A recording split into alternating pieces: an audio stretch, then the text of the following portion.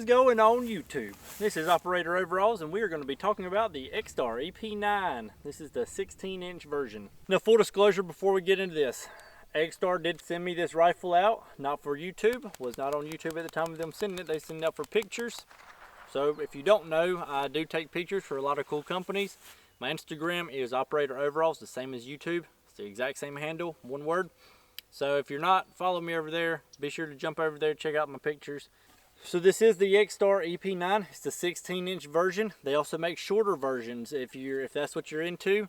At the time of them sending this, all the pistol brace crap was going on. So they took their EP9 platform, they gave it a 16-inch barrel and a buttstock. And you have this right here. This is just a barrel shroud. So I will get into that in just a second, but the barrel actually runs to the end of there. That's not a suppressor, just looks like one. It's for aesthetic reasons, and once I take it off, you'll understand why. So it does not come like this from the factory. Obviously, you're not going to get the iron sights, the optic, the hand stop sling light, barrel shroud, or anything like that. It did come with a different stock and a different grip. So I'm going to go ahead and run through what I've got on it right now. So I put the B5 Bravo stock on it. I had a few extra laying around, and so I threw it on there. It's got the Magpul MOE grip. Got a BCM, a gunfighter hand stop. On this side, we have the Enforce WMLX Gen 2, I think is the correct name. On top of it is the Williams gun sights, HK style iron sights. You know, it's trying to be an MP5, not quite there. And then the red dot I have on it is the Hollow Sun 407C. And the sling I have on it is the Eastern Shore Sling Co. sling. Really cool sling. This one is in Rhodesian brushstroke, which makes it even cooler. So what is the Extar EP9 16-inch carbine? What is it? Well, Extar is a company out of Arizona. They're direct to consumer. It's all American made. Like I said, it's direct to consumer, so you probably haven't seen these in stores. You have to go through Extar to get them, and they'll send them to your FFL. So what that does is cuts out the middleman, and so they can keep the prices low.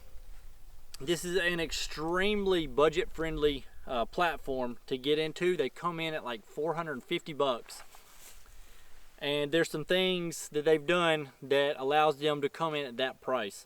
So it is, like I said, it's direct to consumer from Extar straight to your FFL. So that keeps price down. It's also made out of pretty much 100% polymer. And that probably scares off a few different people. But we've learned over the last how many ever years that polymer is a very trustworthy material for a lot of things, and this is by far not the first polymer rifle. So it's pretty much all polymer except for the bolt and the barrel and some of the internals.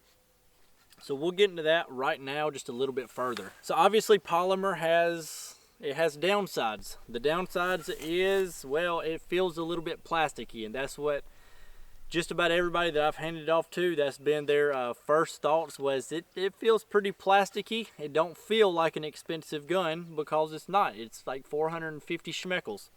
But like I said, the barrel and the bolt is still metal. You've just got the receivers and the handguard is polymer. So I'm not going to trust that to, you know, keep zero on an IR laser. But if I'm running this, I'm probably not going to have an IR laser to put on it. And if I do, it's just going to be for the fun of it, and I'm not really relying on it to keep zero. So you got to be realistic with that. I've had probably 500 rounds put through it so far. I've had only one or two, I think two malfunctions. I think one was a double feed, one was a failure to eject.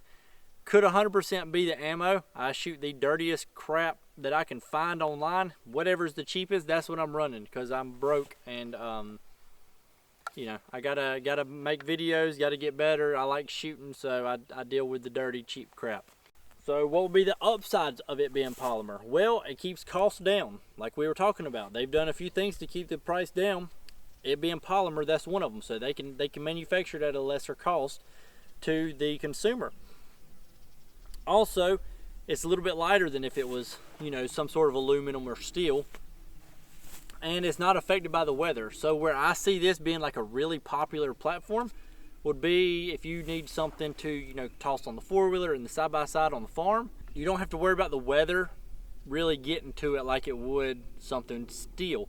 Obviously you still got the steel barrel and the bolt, but for the most part you don't have to worry about the weather getting to it. It also makes a great truck gun or car gun because, again, it comes in at 45,000 pennies or $450.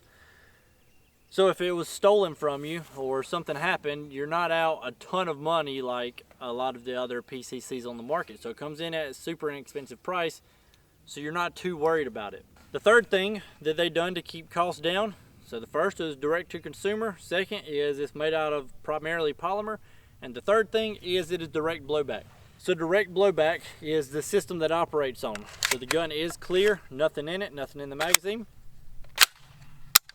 So it's direct blowback. What that is basically the same system that your pistol operates on. There's nothing fancy going on. There's no piston or gas system. It's simply just once the round goes off, that pressure pushes the bolt to the rear like it does your pistol, pushes the slide to the rear. So that's what it's running off of. So that's a lot easier process of manufacturing. It's a lot easier system to manufacture, a lot simpler, tends to be cleaner, tends to be a little bit more reliable than some of the other systems. But you do get a little bit more felt recoil. But at the end of the day, we're talking about 9mm in a rifle platform, so just don't be a baby about it. So that's the three things that Extar done, how they approached it to keep costs down. So direct to consumer, primarily made out of polymer, and it's direct blowback. So that keeps the price right there at 450 beans. So do I think that you should get this? Well, I can't say. It just depends on what you want to do.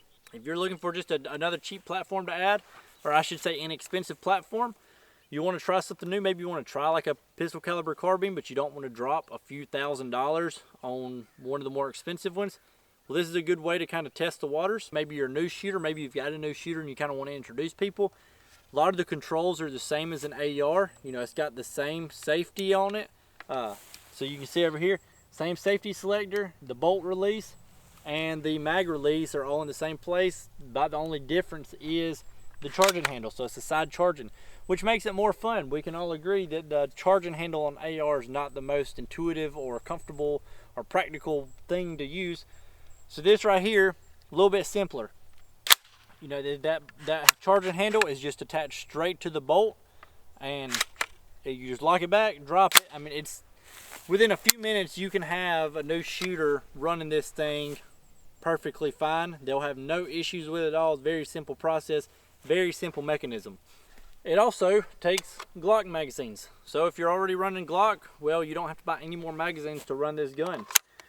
Even if you're not running Glock, it's still a good thing that it runs Glock magazines because they are plentiful. There's all the different capacities and they are stupid cheap, especially compared to other pistol magazines on the market. I personally run Walther pistols, and those magazines aren't inexpensive, so it's a pretty costly investment to get stocked up to a decent number of magazines. So with this taking Glock magazines, there's a lot of companies that make them. Again, they come in at ridiculously low prices, so that's a big pro. The chassis that the Glocks and the other pistols drop into are really popular. You know, I'm sure you've seen them. You know, it's like a plastic contraption. You drop the pistol into it and close it shut, and then it turns your pistol into like a rifle. Kind of gimmicky in my opinion. And I don't really understand the point when you've got like your pistol and then you drop it, and most of those, I think the least expensive of those chassis are like $350. And it's not that you're gaining any capabilities, it's that you're trading off capabilities. So you're taking a pistol, something that you can conceal, something that's really maneuverable, and you're putting it in to a rifle configuration. So now it's no longer concealable and it's no longer as easy to maneuver. So you take something little, make it big, you gain velocity, and it's a little bit easier to control, a little bit more accurate, but now it's no longer concealable. So you're not gaining any benefits or any abilities or capabilities. You're simply just trading off capabilities. So those things, like I said, coming in at like $350 on the low end. This is like $450. So you spend $100 extra, and now you've got a completely new platform. You still got your pistol, and now you've got a rifle also. So if it's a big tail hawk up there. So it just makes sense. It just makes sense that instead of buying one of those, just go ahead and spend $100 extra and get one of these. You can get the 16-inch version, or you can get the shorter version. I forget what the barrel length is, but it's a shorter barrel, and it's got a pistol brace on it. You can get it in 9mm or 45. So maybe you want to do a 45, throw a can on there and get it like stupid quiet. Be a really cool platform, and it's very inexpensive. I keep saying that, but I cannot stress it enough. This platform is only $450. So you should probably just go ahead and pick one up at the end of the day, but I'm gonna leave that to you. There goes the hawk. I'm just gonna go ahead and shoot it a little bit. I'm gonna run it just a standard barrel, just so you can kind of see that. I'll throw the barrel shroud on it, and then I'll throw a can on the end of it, just so that you can kind of see how it performs all three configurations. So today I'm just running the standard magazine, the one that it comes with. It's just the Extar branded Glock 19 18 round mag. Excuse me. We're just gonna run. I'm just gonna go ahead and do a mag dump, you know, all 18 rounds as fast as I can, just so that you can see that this is I mean, it's pretty slack test, but good as I can do with the number of rounds that I have, that it is a pretty reliable platform. All right, here we go.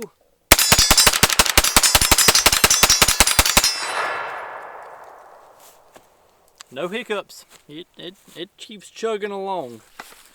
We ain't running any accuracy test on it or anything like that. You know, just be realistic with it. And I don't have the wide range of ammo to do a proper accuracy test on it. You know, you're gonna get good enough accuracy. Just kind of leave it at that.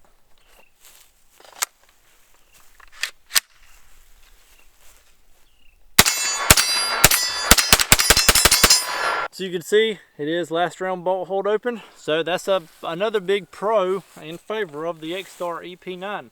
Another cool thing worth mentioning is you'll notice that height over bore right there. So this red dot is mounted just flush to the Picatinny.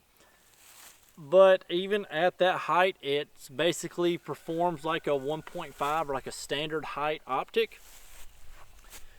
The iron sights actually, they go over top of the red dot, so I could theoretically use the iron sights, have them zeroed at one distance, have the red dot zeroed at one distance. You know, they don't co-witness, but I can actually use the iron sights over top of the red dot, so that's kind of funny. If you were to add, you know, like a standard height optic, like a, you know, you'd actually stick another like 1.5 on top of here. Well, now you're closer to like a 193. And if you were to put a 193 height optic on here, well, now you are literally getting like just a chin weld. So be mindful of that. You do already have a pretty pronounced height over bore as is.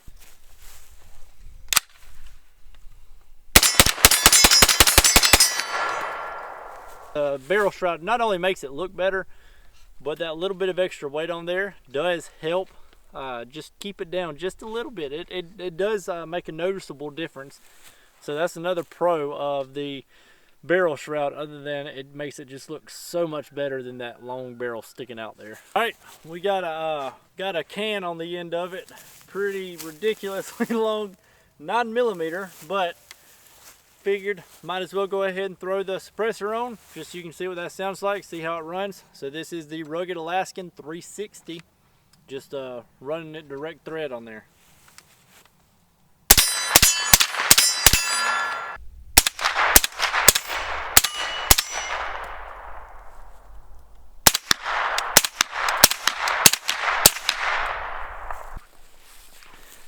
You guys, keep in mind, I'm not a reviewer. It's not what I do. I'm nothing more than a photographer. I just was getting a lot of questions on certain platforms and certain things that I have, and I figured it'd be easy just to put it in video form, toss it up on YouTube and see what happens, to answer people's questions. So I know that I've missed some stuff on this platform, but there's other reviews on it that go a lot more in depth than this. But again, this ain't a review. This is more so just my thoughts, opinions, and experiences with this.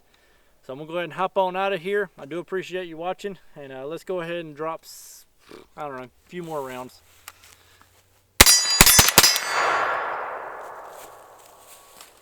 Well, that's about as honest as it gets right there. Last round. See? So we gotta try to keep it on camera.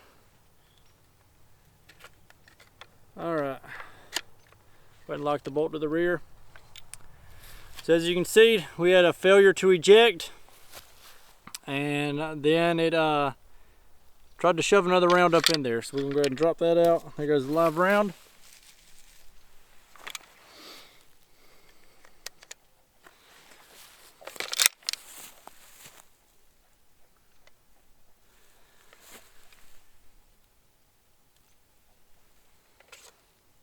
All right, go ahead and finish it off. All right, hope y'all enjoyed.